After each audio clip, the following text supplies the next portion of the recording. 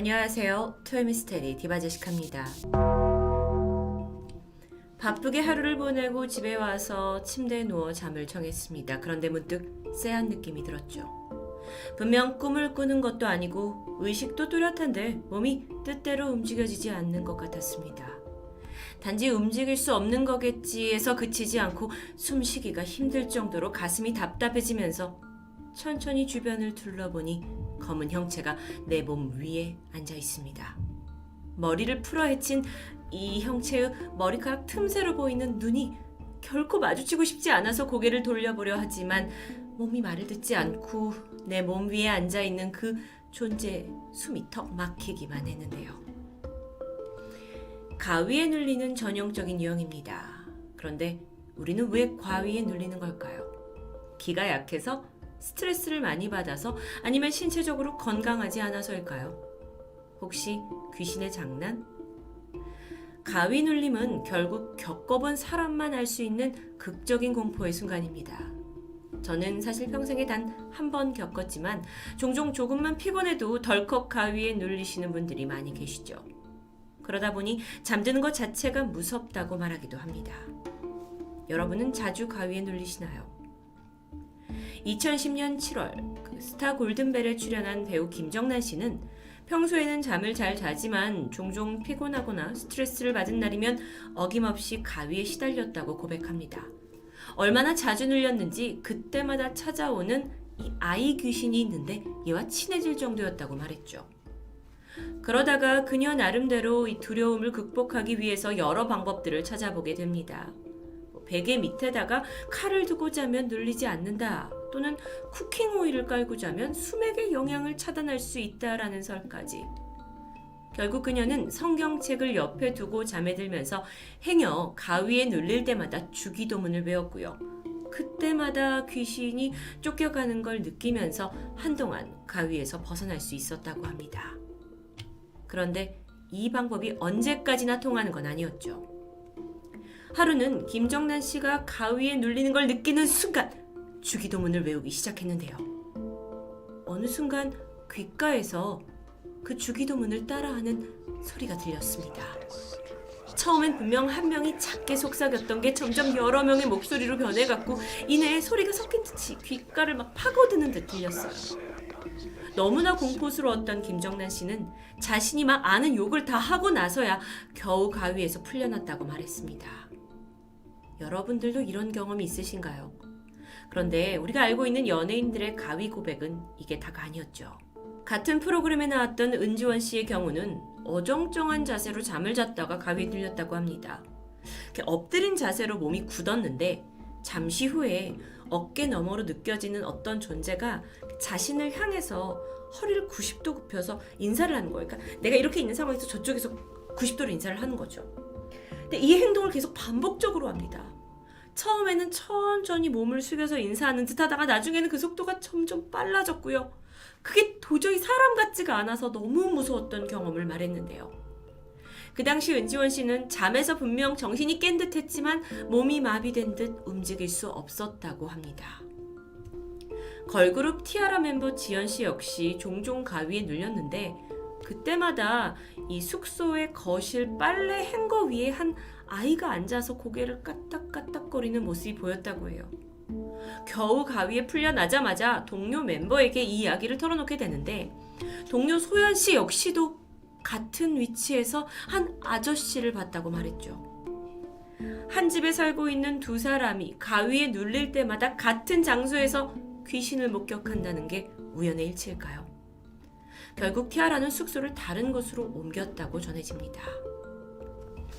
이렇듯 사람들이 경험하는 가위의 종류는 다양합니다. 누군가는 눈으로 목격하고 어떤 이들은 소리로 듣기도 하죠. 그렇다면 혹시 이들이 정말 귀신을 본 건 아닐까요? 무속에서는 연예인과 영매는 비슷한 체질을 가졌다고 주장해요. 감정이 예민하고 섬세해서 끼를 가진 사람들이 연예인이 되는 경우가 많은데 그렇기 때문에 일반인에 비해서 영적 주파수가 더 발달한 사람이 영적인 존재의 신호를 잘 잡아내는 조건을 가지고 있는 거다라고 말하죠. 그런데 일반적인 사람들의 그 개인 가위 경험담보다는 연예인의 이야기가 워낙 쉽게 잘 퍼지기 때문에 뭐 연예인들이 좀 섬세하고 민감해서 유독 가위에 눌린다고 보기는 어려울 것 같습니다. 장근영 박사는 이에 대해서 연예인들이 워낙 일반 사람보다 바쁜 스케줄을 소화하고 또 심리적인 부담감을 느끼고 있는 사람이기 때문에 그러다 보니 잠도 부족하고 그래서 가위에 눌리는 일이 자주 있는 거다라고 설명합니다.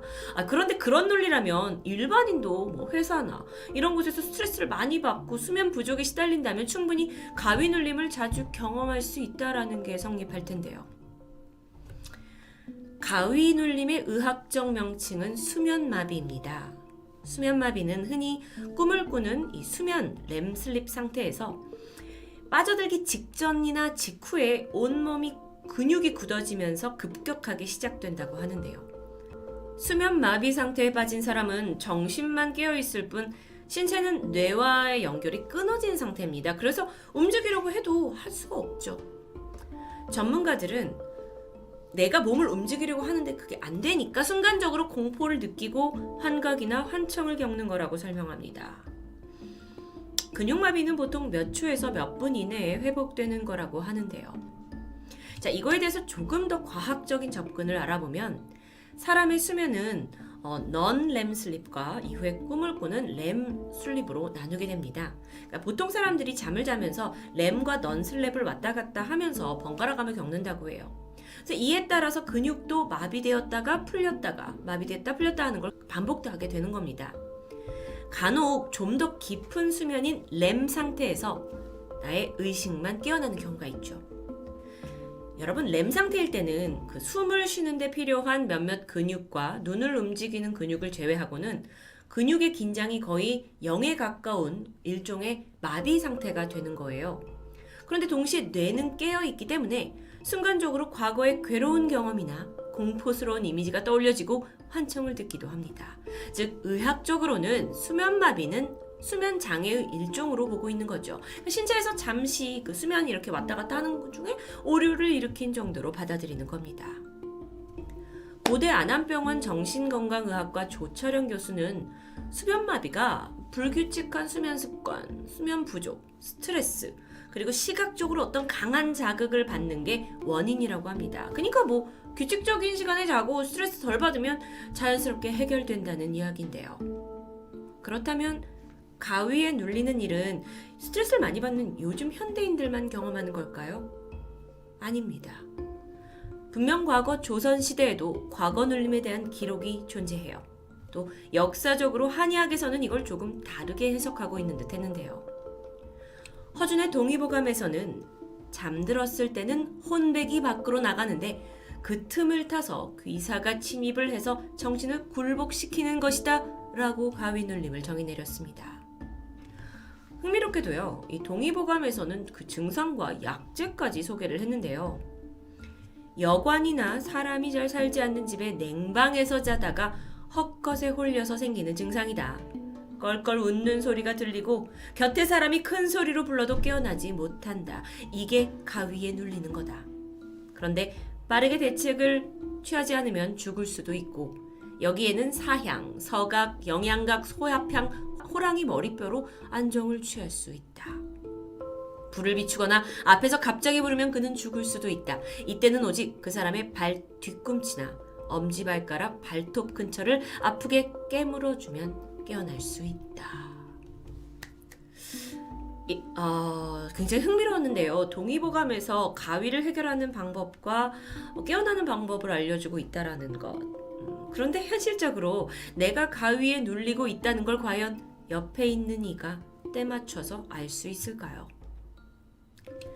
서양에서는 가위를 어떻게 받아들였나 하고 봤더니 오래전 유럽인들은 가위 눌림이 악마나 영혼의 어떤 초자연적인 존재에 의한 것이라고 생각했습니다. 비슷하죠? 귀신이 우리의 정신을 흐트려 놓는 것이라고 우리가 생각했으니까요. 펜실베니아 주립대학의 임상심리학자 브라이언 샤플스 박사는 수면 마비에 대해서 많은 연구를 진행해왔습니다. 그는 가위 눌림이 그저 잠의 과정 중 하나라고 주장을 하는데 그러면서도 그때 왜 우리가 공포감을 느끼는지는 과학적으로 접근했습니다. 브라이언 박사의 임상실험에 참여한 사람이 있어요. 바로 매튜 벅스터. 아주 오랫동안 가위에 시달린 사람이에요. 특히나 가위에 이 사람이 눌리면 혼자 막 움직이게 되는 리본에 몸이 묶여버린다고 해요. 그런데 이후에 어떤 일이 벌어지냐면 정체를 알 수 없는 외계인 같이 생긴 사람이 방에 들어왔고 그를 공중에 띄워서 방 밖으로 데리고 나가는 이 가위 현상이 계속 반복됩니다. 그는 자신이 납치를 당한다는 생각, 그 공포에 시달렸는데요. 자, 여기서 매튜는 왜 우리가 일반적으로 동양에서 보는 그 머리 푼 귀신이 아닌 외계인을 보게 된 걸까요? 한국에서는 여러분은 가위에 눌렸을 때 어떤 형체를 보세요?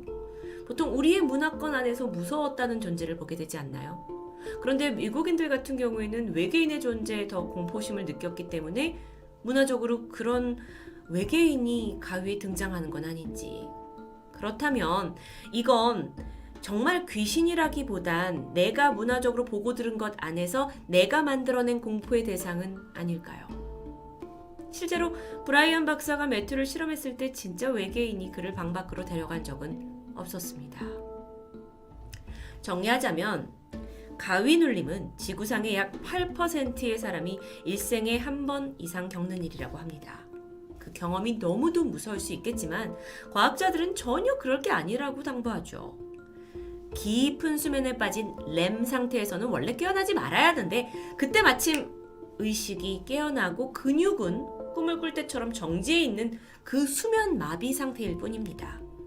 하지만 이 상태에서도 당신의 정신은 여전히 부분적으로 꿈을 꾸고 있기 때문에 현실과 꿈의 이미지가 겹쳐서 보이게 되는 거죠. 그렇기에 현실로 착각되는 꿈에서 환각과 환청을 보는 거라고 그렇게 과학적으로 설명합니다.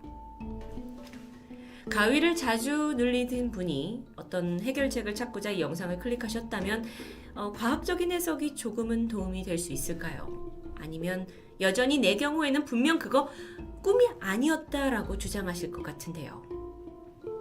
더 이상 가위 눌림이 귀신의 장난이 아니라면 이제 가위를 떨쳐낼 수 있는 유일한 방법은 규칙적인 시간에 수면을 하는 습관, 그리고 스트레스를 덜 받는 겁니다. 운동이나 여러 가지 수다로 스트레스를 풀 수 있는 건강한 방법을 찾아보시는 것도 좋고요. 물론 이해합니다. 그럼에도 불구하고 여전히 가위 눌림을 매일 밤 겪으시는, 그리고 그 안에서 공포스러운 귀신의 존재를 보시는 분들이 있다는 걸요. 부정하지만은 않겠습니다. 하지만 과학자들은 분명 걱정해야 할 일이 아니라고 설명하고 있는데요. 지금까지 토요미스테리 디바제시카였습니다.